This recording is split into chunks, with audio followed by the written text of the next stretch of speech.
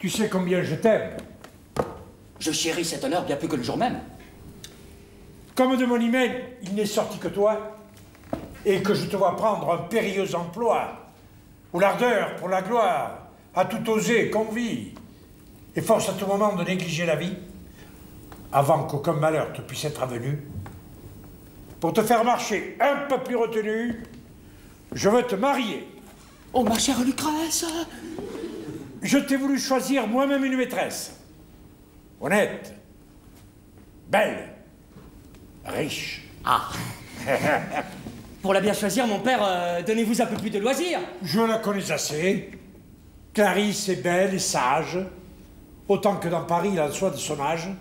Son père de tout temps est mon plus grand ami. Et l'affaire est conclue. Ah, monsieur, j'en frémis. D'un fardeau si pesant accabler ma jeunesse? Fais ce que je t'ordonne. Il faut jouer d'adresse. Quoi, monsieur? À présent qu'il faut dans les combats acquérir quelques noms et signaler mon bras? Avant qu'être au hasard que notre bras t'immole, je veux, dans ma maison, avoir qui m'en console. Je veux que petit-fils puisse y tenir ton rang, soutenir ma vieillesse et réparer mon sang. À un mot, je le veux. Vous êtes inflexible. Fais ce que je te dis. Mais s'il est impossible? Impossible, et comment? Souffrez qu'aux yeux de tous, pour obtenir pardon, j'embrasse vos genoux. Je suis... Quoi? d'un Poitiers. Parle donc, et te lève. Je suis donc marié, puisqu'il faut que j'achève. Sans mon consentement? On m'a violenté. Vous ferez tout casser par votre autorité. Mais nous fûmes toutes forcées à l'y mener par la fatalité la plus inopinée. Oh, si vous le saviez. Dis, ne me cache rien. Elle est de fort bon lieu, mon père. Et pour son bien, s'il n'est du tout si grand que votre humeur souhaite... Sacherons en cela près, puisque c'est chose faite. Elle se nomme Orphise. Et son père, Armédon. Je n'ai jamais ouï ni l'un ni l'autre nom. Mais poursuis.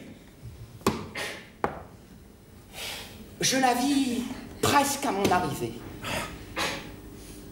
Une âme de rocher ne s'en fut pas sauvée tant elle avait d'appât et tant son œil vainqueur par une douce force assujettit mon cœur.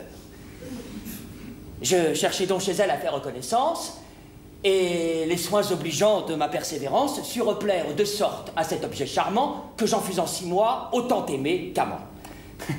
J'ai reçu des faveurs secrètes, mais honnêtes.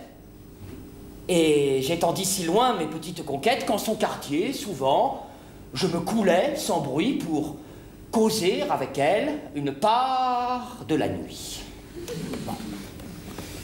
Un soir...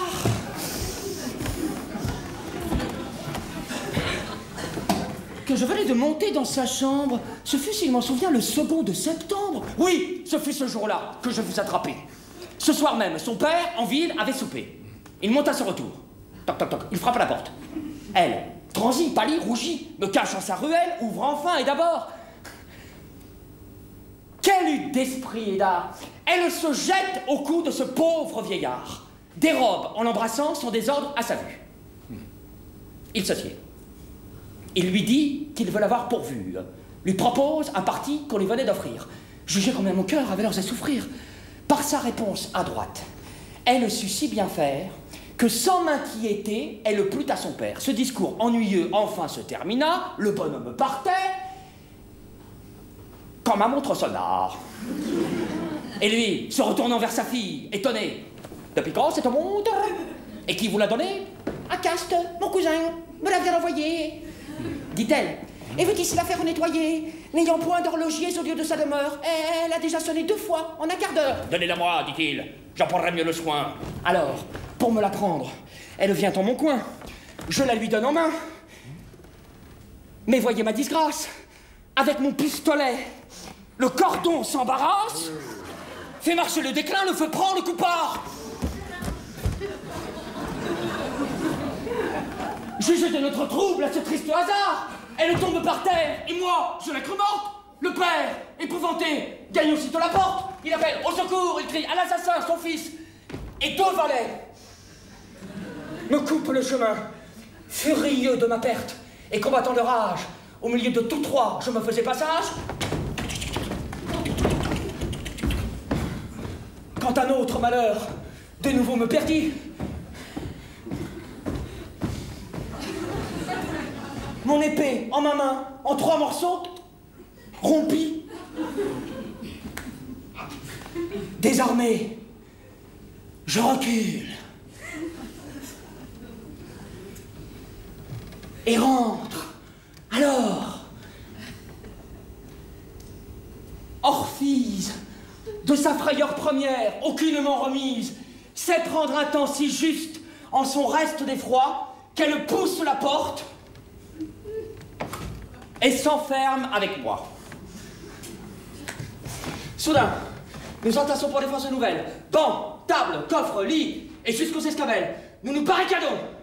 Et dans ce premier feu, nous croyons gagner tout à différer un peu. Mais comme à ce rempart, l'un et l'autre travaillent, d'une chambre voisine, on perce la muraille.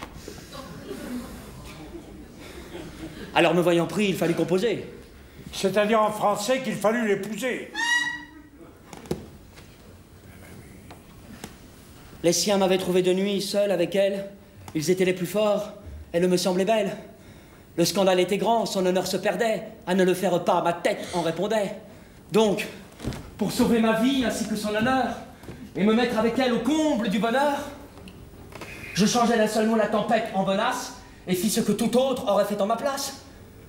Choisissez maintenant de me voir ou mourir, ou posséder un bien qu'on ne peut trop chérir. Non, non. Je ne suis pas si mauvais que tu penses. Et trouvant ton malheur, de telles circonstances, comme l'amour t'excuse. Mon esprit touché te blâme seulement de l'avoir trop caché. Le peu de bien qu'elle a me faisait vous le taire. Je prends peu garde au bien, afin d'être bon père.